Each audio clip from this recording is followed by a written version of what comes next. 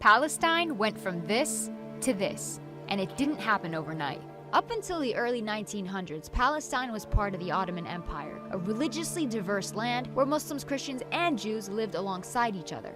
Then, things begin to change, with the start of the Zionist movement in Europe calling for the establishment of an independent Jewish state, ideally in Palestine. The first wave of European Jews start to immigrate. By the end of World War I, the Ottoman Empire collapses and Palestine is under British rule. It's 1917. Britain declares its support for a Jewish homeland in Palestine.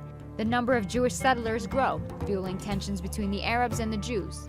The violence between the two sides caused Britain to bow out and let the UN take over. The UN approves of a plan to split Palestine into two states: Jewish Israel, Arab Palestine. The city of Jerusalem, which is sacred to Muslims, Christians, and Jews, is now a UN-controlled international zone. Jews accept the UN partition plan and declare independence as the State of Israel, but neighboring Arab countries object to the land takeover. This marks the beginning of the First Arab-Israeli War. Israel is victorious and makes a grab for the land intended for the Palestinian state under the UN. The land gets divided into three parts.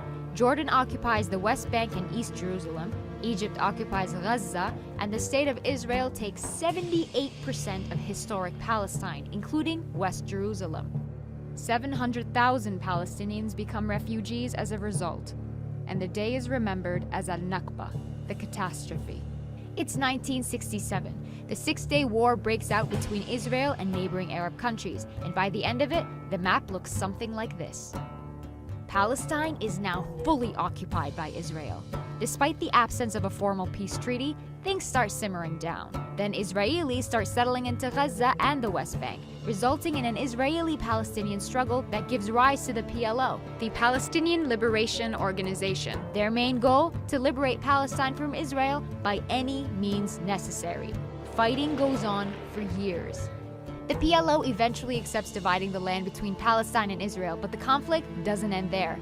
More settlers make their way into Israeli-occupied Palestinian territories. The international community considers this illegal. The frustration of the Palestinians leads to an intifada. As a result, Hamas is born, a political movement determined to fight against Israeli occupation of the West Bank and the Gaza Strip. The United States, Israel, and the PLO signed the Oslo Agreement to split the West Bank into three sections. Area A, under full Palestinian control. Area B, under joint Palestinian-Israeli control. And Area C, under full Israeli control. But the solution creates a problem. Area C contains the majority of West Bank's agricultural land, water, and minerals. Palestinians have limited access to these. Further peace talks prove unsuccessful. Palestinians lose hope, resulting in the Second Intifada, and Israel begins building walls and setting checkpoints to control Palestinian movement. It's 2005. Israel withdraws from Gaza, but continues settlements in the West Bank.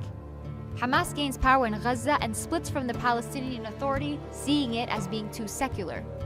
The West Bank and Gaza are now under separate leadership. Israel imposes a blockade restricting any form of movement by land, air, or sea. It's 2017, and this is the current situation of Palestine. There are solutions on the table, but will we see them implemented in our lifetime?